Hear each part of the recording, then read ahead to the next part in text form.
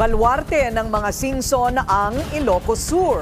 Pero bukod sa malaki nilang pangalan sa politika, malaki rin umano ang na-corner na government projects ng kanilang pamilya. Yan ang exclusive agenda report ni Joash Malimban.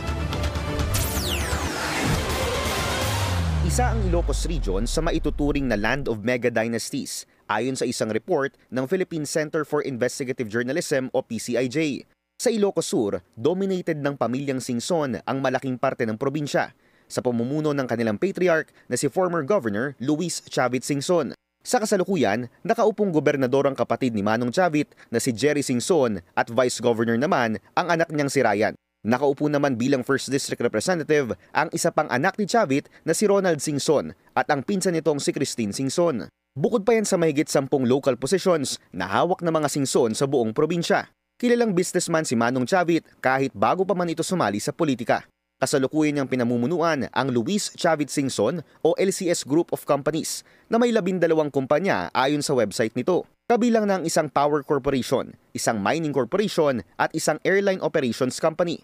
Hindi pa kabilang dyan ang Partas Bus Lines na pagmamay-ari rin ng dating gobernador. Sa pagsusuri ng Billionaire News Channel, napag-alaman namin na konektado rin sa isang construction firm si Manong Chavit, ang Satrap Construction Corporation o tila binaligtad lamang na Partas. Base sa datos ng DPWH, nakakubra ang kumpanya ng 62 public works contracts sa Ilocos Sur mula 2016 hanggang 2025 na nagkakahalaga ng 2.7 billion pesos.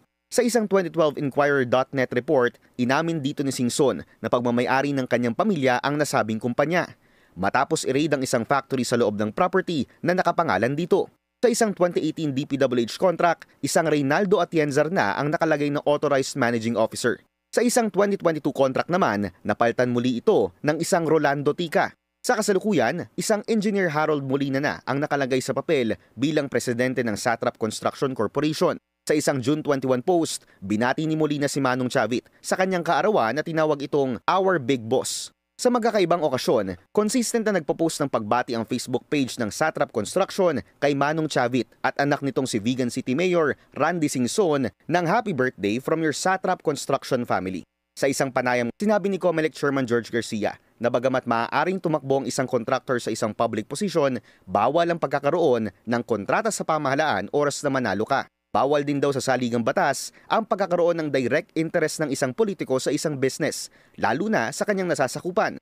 Kabilang na riyan ang pagkakaroon ng kontrata ng iyong mga kamag-anak o mga kapamilya sa mga lugar na nasa ilalim ng iyong jurisdiction dahil sa conflict of interest. Sa pagsusuri ng aming team, parehong Singson na nakaupong district representatives sa 2 distrito ng Ilocos Sur ngayong 2025 elections. Kaparehong taon kung kailan nakuha ng Satrap Construction Corporation ang pinakamalalaking kontrata nito sa loob ng 9 na taon.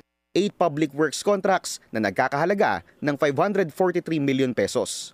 Bukod pa riyan ang nakaupong Ako Ilocano Party List Representative na si Richelle Singson Michael mula 2022 na anak din ni Manong Chavit. Although, siyempre, pag sila'y nanalo na at nangontrata pa sila, ma-anti-graft and corrupt practices sila kasi pinagbabawal nga po yun na magkaroon ng interest, lalo pat ito ay maaaring makabangga sa interest ng publiko sa pamahalaan.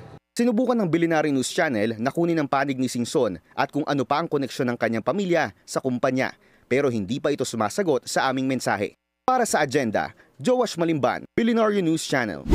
Manatiling nakatutok sa Billionaire News Channel. Sumubaybay sa aming social media accounts at mag-subscribe sa aming YouTube channel para sa mga bago at eksklusibong balita.